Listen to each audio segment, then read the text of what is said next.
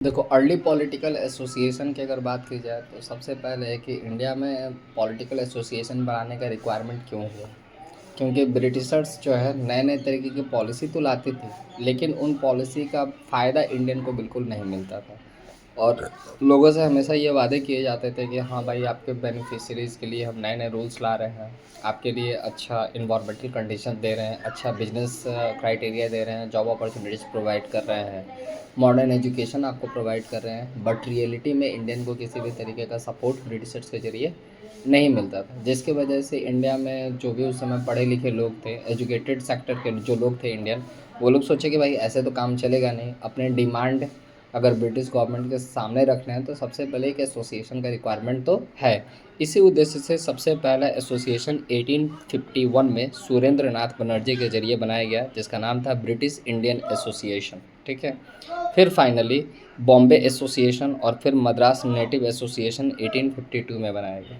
दादा भाई नौरोजी ने ईस्ट इंडिया एसोसिएशन 1866 में बनाया। The Poona Sarvajanik Sabha and the Indian association, Madras Mahajan Sabha, Bombay presidency association, ये सारे ऑर्गेनाइजेशन 1870 और 1880s के टाइम पर बनाए गए। अब इन एसोसिएशन के साथ सबसे बड़ा प्रॉब्लम था कि इनमें काफ़ी कम मेंबर थे। ठीक है। और इन अब कम लोग थे तो इनका भाई रूल्स रेगुलेशन भी कम था, एजेंडा भी कम था। ठीक है। The members we are mostly educated Indian and belonging to the upper caste and class. अब एक तो बताया गया कि भाई जितने भी एसोसिएशन बने उनके एजेंडा कम थे, उनमें मेंबर कम थे, ज़्यादातर उसमें पढ़े लिखे लोग थे और सारे के सारे ऊंचे कास्ट और कम्युनिटी के लोग थे। यानी अगर ओवरऑल इंडियन सपोर्ट की अगर बात करें तो वो इस एसोसिएशन को उतना नहीं मिल रहा था, क्योंकि सिर्फ गिने चुने लोग ही इस ऑर्गेनाइजेशन में मेंबर थे। इसके बाद भी इन्होंने बहुत सारे एग्रेसिव वर्क किए।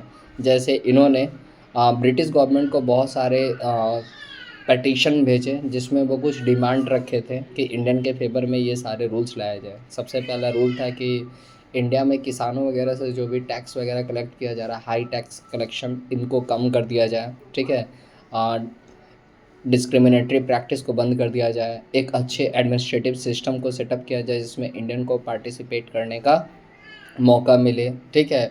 ट्रेड वगैरह में इंडियन को सपोर्ट मिलना चाहिए। इस तरीके के बहुत सारे पिटिशन इस ऑर्गेनाइजेशन के ज़रिए ब्रिटिश गवर्नमेंट के सामने रखे गए, लेकिन ब्रिटिश गवर्नमेंट ने इनमें से किसी भी बात को सीरियसली नहीं लिया और सारे के सारे पिटिशन एक रद्दी की तरह वैसे ही पड़े रह गए। Under this negligence Indian felt a need to form a nation wide association. यानी अगर ओवरऑल देखा जाए तो ये सब जो ऑर्गेनाइजेशन बने, इनका कुछ पॉजिटिव रिजल्ट नहीं मिला। रीज़न काफ़ी साफ था, क्योंकि पूरे इंडिया में ये फैला हुआ नहीं था, सिर्फ अपर कास्ट कम्युनिटी के लोग ही इसके मेंबर थे। तब इस ऑर्गेनाइजेशन के लोगों को ये धीरे धीरे समझ में आया कि काम ऐसे नहीं चलेगा, एक ऐसा एसोसिएशन बनाना होगा जो पूरे देश में पॉपुलर हो जाए। ठीक है। The all Indian association people believe would help put more pressure on the government to bring about reform measures। तब लोग इसके मेंबर्स ने सोचा कि भाई अगर ब्रिटिश गवर्नमेंट के ऊपर दबाव बनाना है तो ज़्यादा से ज़्यादा लोगों को एक नए एसोसिएशन के तहत एकजुट करना होगा, तभी ब्रिटिश गवर्नमेंट पे प्रेशर पड़ेगा। The first all Indian national Congress was held in Calcutta in 1883। इसके वजह से पहली बार 1883 में कलकत्ता में इंडियन नेशनल कांग्रेस नाम का एक ऑर्गेनाइजेशन बना और उसकी पहली मीटिंग हुई। It has been organised by Surendra Nath Banerjee. मतलब इंडियन नेशनल कांग्रेस का जो पहला मीटिंग हुआ था, उसको मीटिंग को ऑर्गेनाइज किए थे सुरेंद्र नाथ बनर्जी। इसके बाद 1885 में फिर एक कॉन्फ्रेंस हुआ था कलकत्ता में ही। अब इंडियन नेशनल कांग्रेस के बारे में बात तो हो गया कि भाई इस तरीके का एक ऑर्गेनाइजेशन बनना चाहिए। तो एक ब्रिटिश रिटायर्ड ऑफिसर्स थे जिनका नाम था एओ ह्यूम। वो चाहते थे कि इंडियन का एक अपना नेशन वाइज एक एसोसिएशन हो। ठीक है। जिसमें इंडियन मेंबर हो और इंडियंस अपने डिमांड को, अपने प्रॉब्लम को ब्रिटिश गवर्नमेंट के साथ रखें, शेयर करें। ठीक है। इंडियन अपना आवाज़ उठाएं और ब्रिटिश गवर्नमेंट के पॉलिसी के खिलाफ अपना एक प्रॉपर ऑर्गेनाइजेशन बनाएं। अगर एओ ह्यूम का पर्सनल अगर थॉट देखा जाए तो वो ये नहीं चाहते थे ना कि 1857 में जिस तरीके का इंडिया और ब्रिटिशर्स में जो लड़ाई हुआ था वो लड़ाई दोबारा हो। ठीक है।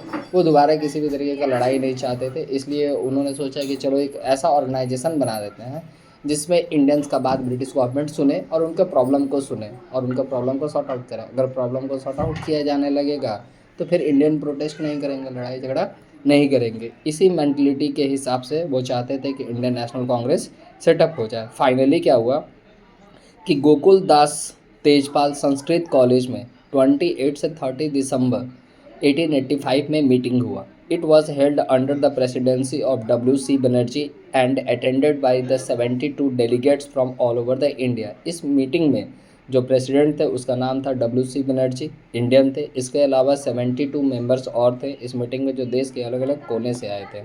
Eminent person participated in this conference.